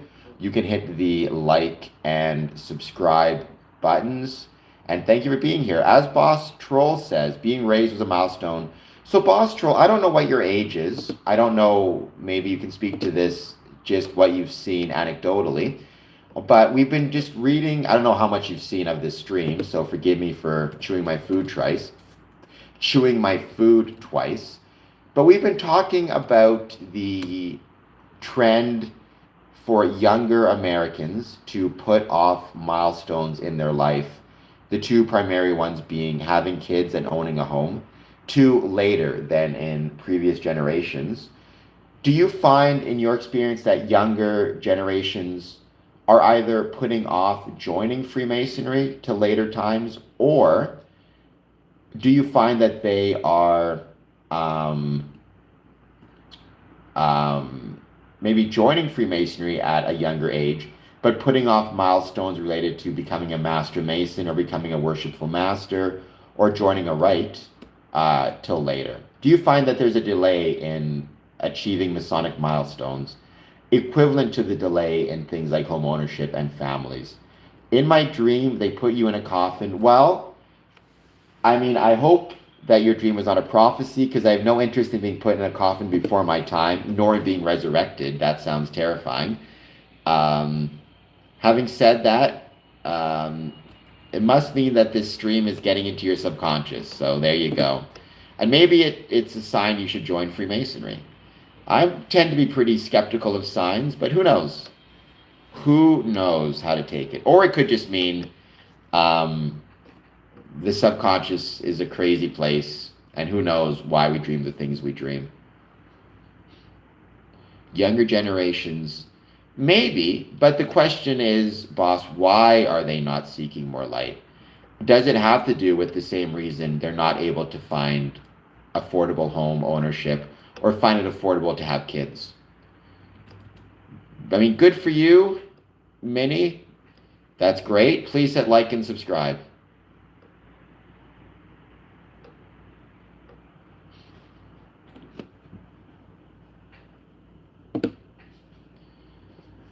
Z, I don't know if you want to answer the question, if you heard me ask it, the idea of delaying milestones. Are you finding in your experience in Bama, that younger younger people are either putting off joining Freemasonry to later in life or are putting off becoming a master mason or worshipful master to later in life?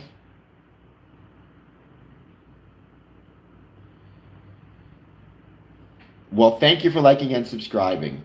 Um, KUD, good for you. Please hit like and subscribe.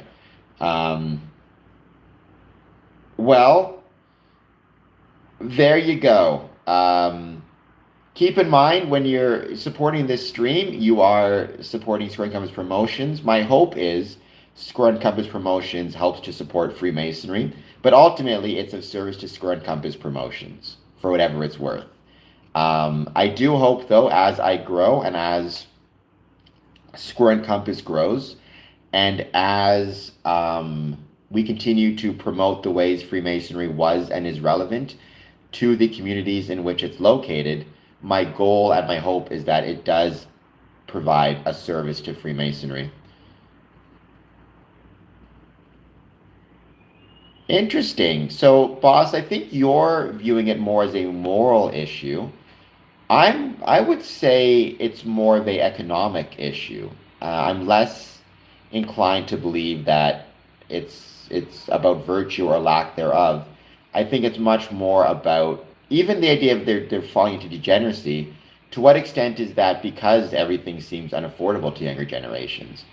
You know, for me, I tend to be pretty like I'm not necessarily at this point interested in home ownership and a family. It's not that I don't want one day. Bill Burr, one of my favorite comedians, he had a wife and kid. He got married when he was like in his late 40s, had a kid when he was 50. I think I can do that. I don't think there's anything wrong with that. But I don't need to have those things to find a purpose and a goal in my life.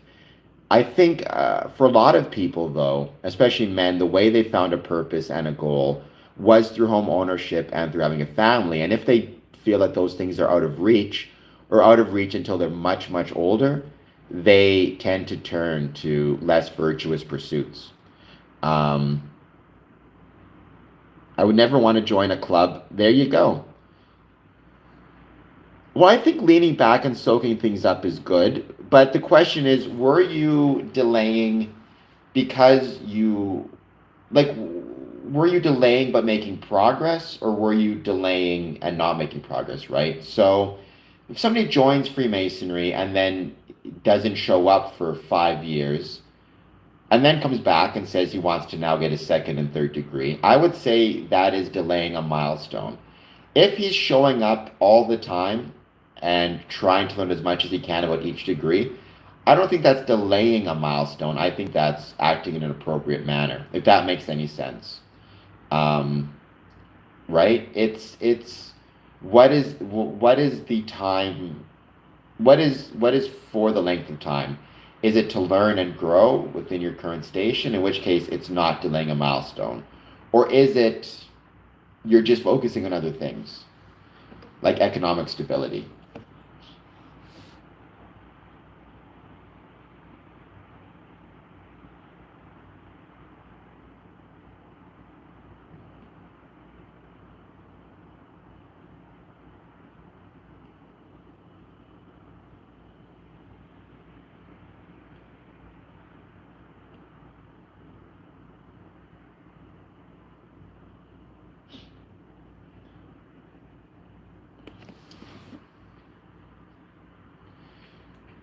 For me, I would definitely consider it personally, but definitely, I mean, just like I said, always take your time, enjoy the process, soak it in. As Z says, soak things up. But within that context, um, right? If you're delaying to soak things in, I think that's awesome. If you're delaying rather because you have other things that are more important, that's okay too. But try to. I'm trying to think of how I'm trying to put this. It's not about the length of time it takes you to go from one degree to another. Rather, it's about what you do with that time, if that made any sense.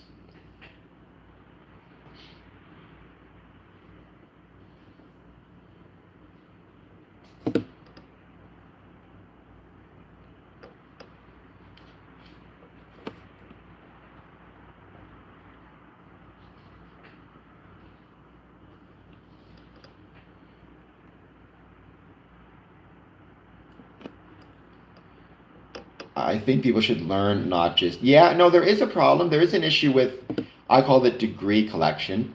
You certainly have that. You certainly have that with, I think, in some cases, Scottish and New York, right, where people just want to get the degree, and once they get it, they never show up to the meetings again. It's just about kind of having the titles. I've never been a big fan of. I've never been a big fan myself of degree collection, right? Which is just going through the degrees as quickly as you can. Take your time, get to know them. I think that's very, very important. Um, yeah, and like I said, I've known entered apprentices who I would consider to be better masons than some master masons in terms of they show up, they assist at functions, they help set up chairs, take down chairs. They work really hard, and I think that stuff is awesome. Um, so, yeah, don't think that the one way you can contribute to Freemasonry is by being a master mason, but also don't feel like you have to necessarily delay your involvement to achieve other milestones. Freemasonry can be a part of your life, not a kind of separate part of it. If that makes any sense at all. Welcome if you're just joining us. By the way, are Masonic milestones life milestones? Yes, 80%, no, 20%. So again, if people are delaying the latter, the life milestones like home ownership, they're probably delaying the former, like becoming a mason, becoming a master mason, joining a rite, etc., etc. Well, because being a Freemason is not about monetary gain, and we should not be infiltrating anything, including churches, or especially churches, because we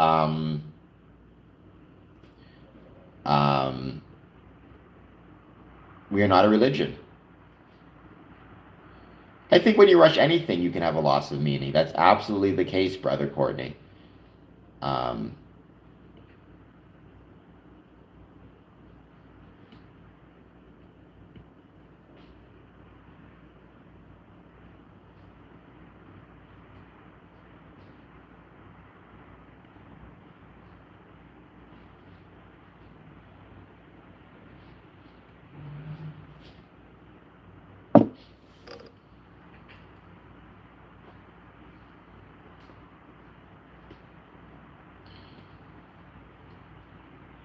Not really, Pastor. I mean, I wish that was the case. Don't get me wrong. I wish in some ways we had social influence and power. I don't even think we should search for influence and power.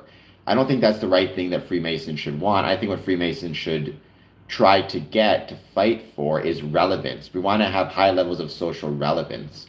That's not the same thing as influence and power, but rather people should, like we within a Masonic Lodge, should be relevant to our communities. We should be relevant economically, socially, even in some ways politically. Um, in some ways, right?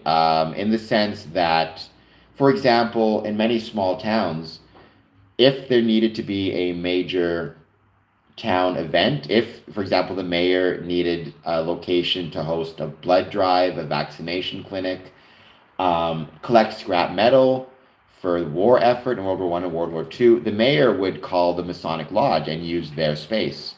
Many mayors would attend functions at Masonic lodges, not even Masonic functions per se, but they would attend theater groups or dances, whatever it is, in a Masonic lodge. And so, as a consequence of that, Freemasons had some political relevance in that the mayor, the city council knew there was a location that was available that could be used for a community event. Town hall meetings were often held in Masonic buildings. And that would be true whatever the administration was. It wasn't about one mayor or the other. It was about supporting the administration of the community, the political administration, not the politics of it, if that makes sense. Big Mama. Well, first, I hope that you can hit the like and subscribe button. My thing, I have a few things, but my thing on YouTube is talking about Freemasonry. So a Freemason is a member of a Masonic lodge. A Masonic lodge is a civic or social group that evolved from stonemason guilds of the Middle Ages. Yes, Dickie McGee, Big Mama hit the like and sub. Same thing with you, Dickie McGee. And I also, people will consider doing a 99-cent super chat. That would be very much appreciated. Finn is back. Welcome back, Finn. Thank you for joining once again. I hope that you are doing well.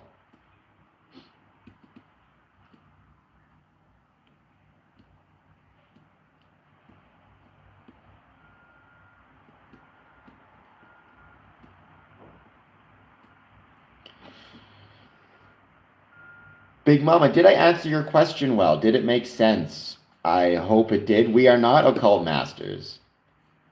Well, you don't want to think about it in terms of mass or church because Freemasonry is not a religion. We have regular meetings. Every lodge will set its own meeting date and times. Usually it's like the first X of the month. So for example, my mother lodge meets the first Friday of every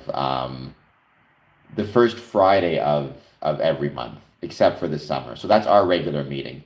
Other lodges meet the first Wednesday, the second Wednesday. They'll set the time based on their bylaws. But you don't want to think in terms of mass, right? And then outside of our regular meetings, we'll have degree nights where we'll hold degrees for membership. How would one become a Mason? The old cliche, to be one, ask one. You'd have to find a local Masonic lodge, contact them, and express an interest in joining. If you're a man, it'll be a little bit easier because you'll probably have a fraternal Masonic lodge in your area, relatively speaking. So there's way more of them, the fraternal side of the craft. If you're a woman, you can look at finding an order of women Freemasons, which exist around North America and in England, or Eastern Star if you have any familial connections to Freemasonry.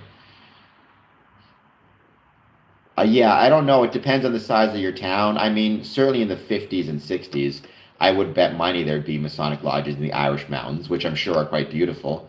In 2025, as our numbers have been declining in England, Ireland, North and South, North America, I'm not sure. I do not know what the Masonic Black Sabbath is. I love Black Sabbath, the band, but I do not know what you were referring to with Masonic Black Sabbath.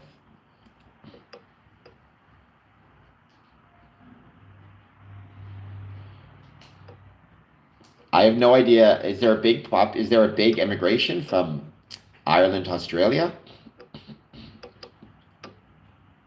I do not know to what you are referring.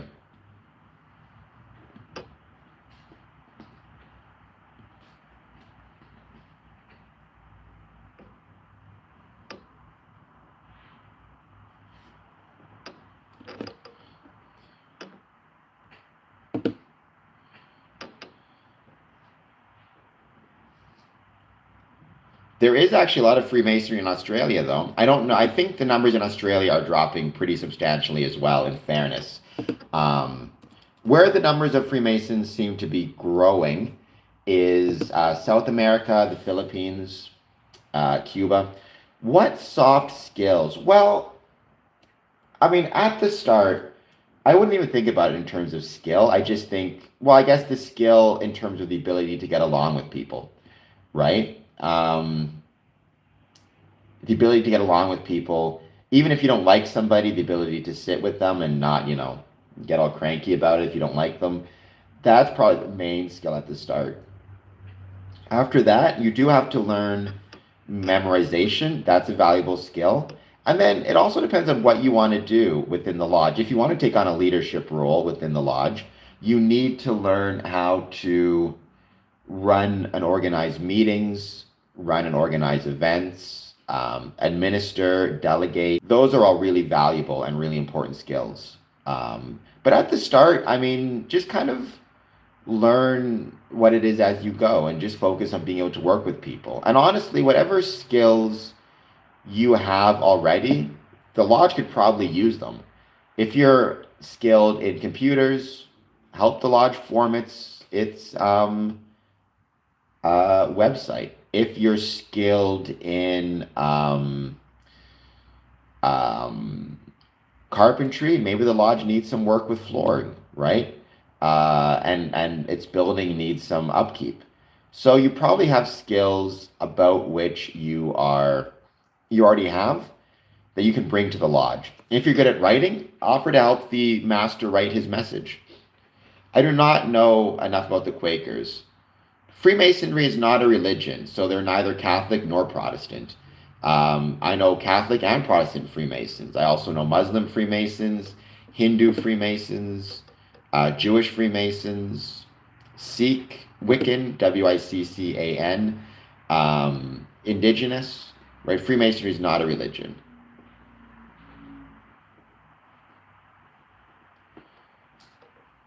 I try to be fascinating. If you are enjoying it, share the stream, hit the like button and the subscribe button as well. And do a 99-cent super chat if you can.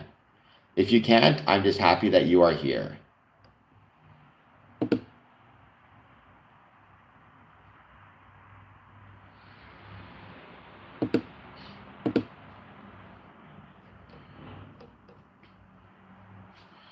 Thank you. I appreciate that very much. Absolutely. Finn put it there the best, right? And when it comes to Freemasonry, one thing we're not allowed to discuss in lodge is either politics or religion. Not to say it doesn't get discussed by Masons outside of lodge, that's kind of human nature. But within a Masonic lodge, we are not discussing politics, nor are we discussing religious or religious beliefs.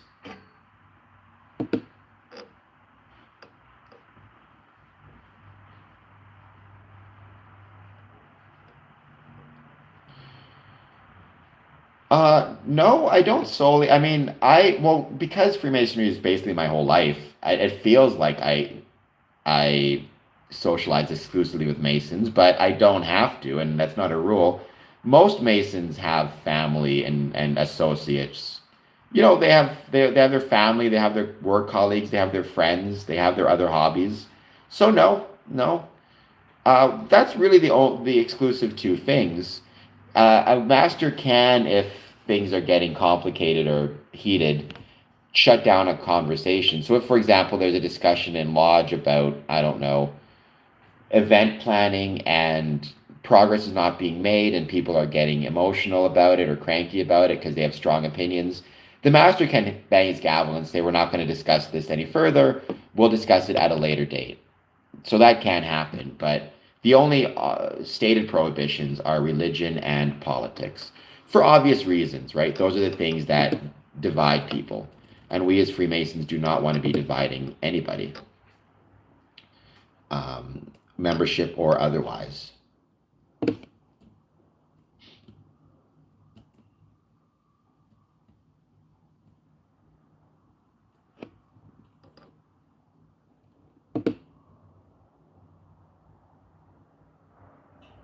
We're going to give this another 5 minutes, then we'll be ending this stream. I agree, Finn. I agree. I do hope everybody's enjoying the stream thus far. 7 votes. Are Masonic milestones life milestones? 71% yes, 29% no. So there you go. The yeses are in the lead.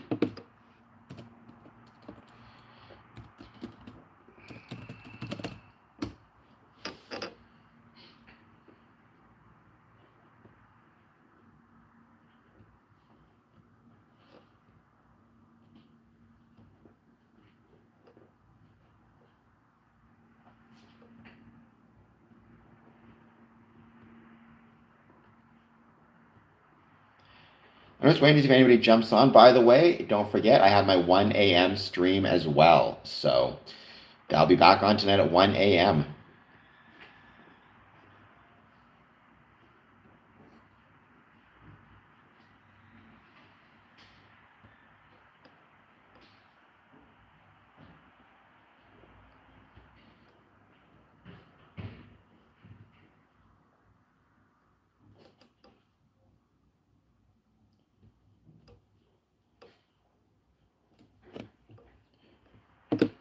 Oh, this might be interesting to talk about tomorrow. Listeria outbreak. I'm always saying that we as Freemasons should have some type of training on how to handle food. The reason being things like this, outbreaks.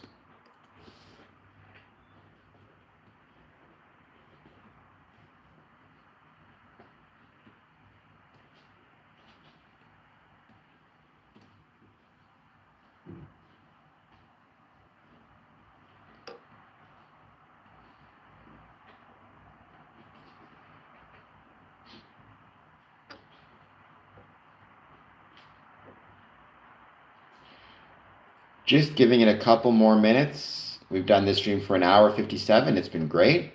3 more minutes. And so give it a chance for anybody else to jump on quickly and say hello.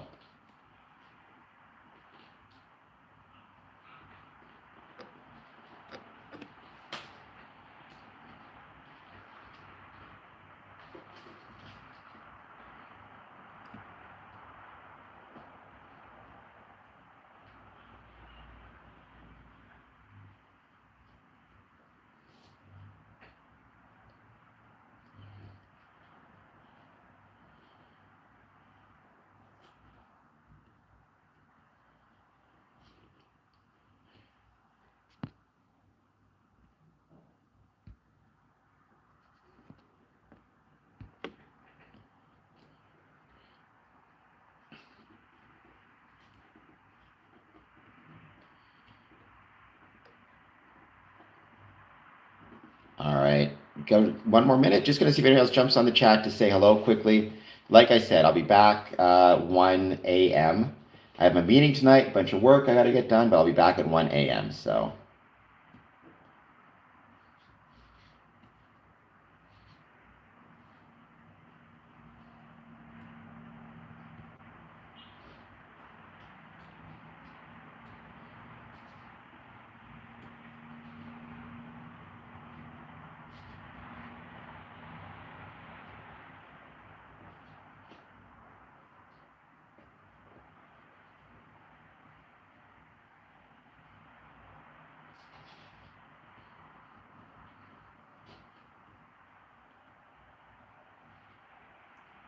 All right, I think we're pretty much done for this stream. Thank you to everybody who joined. Be back on tonight at 1 a.m. All right, talk to everybody later. Bye.